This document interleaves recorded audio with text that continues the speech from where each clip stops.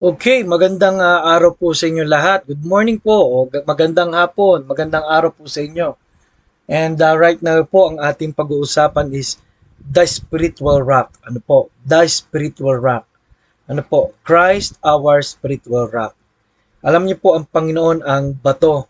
Kaya nga isang kaawitin po ay the Lord's a rock, in Him we hide, a shelter in the time of storm. Ano po?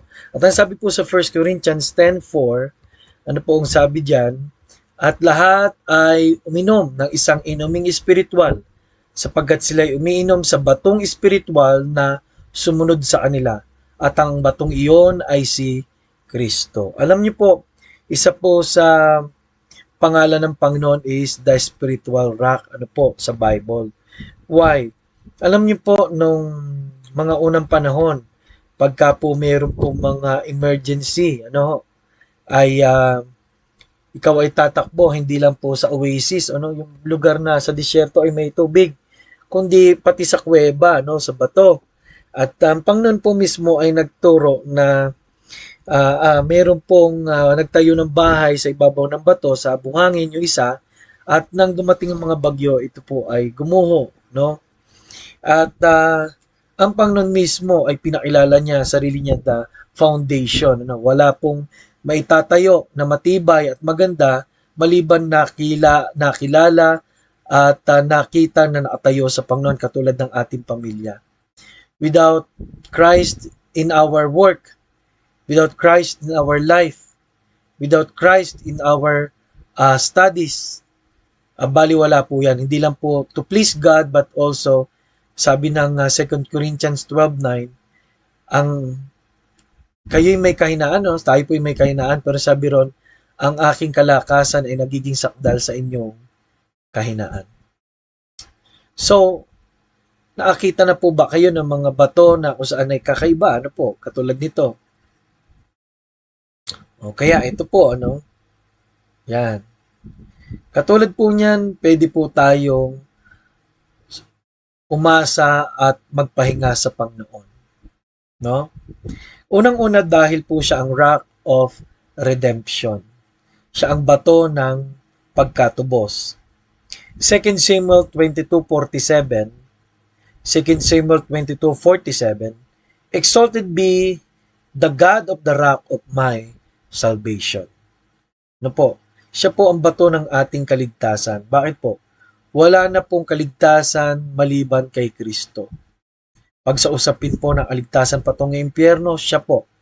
Pag sa kaligtasan po ng kaluluwa, siya po. Pag sa kaligtasan ng buong sanlibutan, siya po. Ano po? At pwede tayo magkaroon ng maraming bagay, but without Christ, shaky ang buhay. Kasi sabi ng Panginoon, without me, ye can do nothing. Ang Panginoong Hesus po ay nagbigay ng kanyang buhay para sa atin. At ang sabi ng 2 Corinthians 5:17, binago tayo. John 1:12, binigyan ng karapatang maging anak. Roma chapter 8, mga tagapagmana kay Kristo, verse 17. At sabi ron sa 1 John chapter 5 verse 13, sigurado sa kaligtasang pangako ng Diyos. 1 John 1 ay mga pinatawad sa kasalanan. John chapter 10 verse 27 to 29, hawak ng Diyos, hawak ng Panginoong Hesukristo.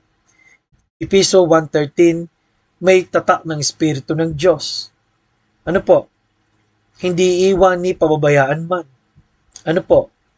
Kaya po, napakaalaga po na tayo ay nakay Kristo. The Rock of Restoration.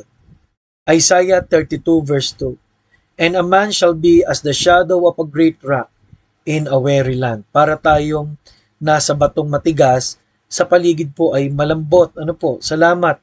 Ang tao ay pwedeng mag-shelter sa Panginoon. Ang pundasyon ng buhay niya ay sa Panginoon. Ang kapahingahan niya ay Panginoon. Ano po? Pwede tayong manalangin at umasa sa salita niya. Ano po? Psalms 37 verse 7. At Psalms 23 verse 3, the Lord is my shepherd, I shall not want. He maketh me to lie down in green pastures. At napakaganda pa po ng mga sumunod na talata. Ano po? The Rock of Restoration. The Rock of Resolution. There are times na tayo po'y napapapunta sa isang pagkakataon ng buhay natin na magulo at di natin alam ang mga desisyon sa buhay. Sabi ng Psalms 40 verse 2, He set my feet upon a rock and established my goings. Ang aking mga daanan ay in-establish ng Diyos. Kaya Proverbs chapter 3 verse 5 and verse 6, Trust in the Lord with all thine heart and lean not unto thine own understanding. In all thy ways acknowledge Him and He shall direct our paths. So, napakaganda po na ang pagtitiwala lang natin talaga ay sa Panginoon. Ano po? Bahala siya sa ating mga gagawin. Ituturo niya ang dapat natin gawin. At kung tayo nalilito at nahihirapan, bahala po. Kung anong paggawa ng Diyos, siya nanguha po. Ano po ang mangyari? The Rock of Rejoicing. Isaiah 42 verse 11. Let the inhabitants of the rock sing. Let them shout from the top of the mountains. Ano po? Ang Kristiyano po dapat ang isa sa pinakang fulfilled at masayahing tao dahil alam niyo pag sinusuri-suri niyo po, napakapalad po natin ng mga anak ng Diyos. Hindi lang tayo pinatawad, nilinis, Psalms 37 verse 4, tayo ay laging binibigyan ng pagkakataon ng Diyos, 1 John 1:9, ano po, at lagi po tayong nakahimlay sa Panginoon, the Rock of Ages. Ano po?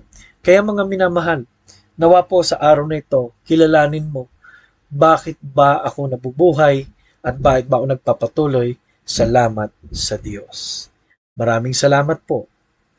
At ito po muli si Pastor Paul Borja na nagsasabing kailangan natin ng Panginoon.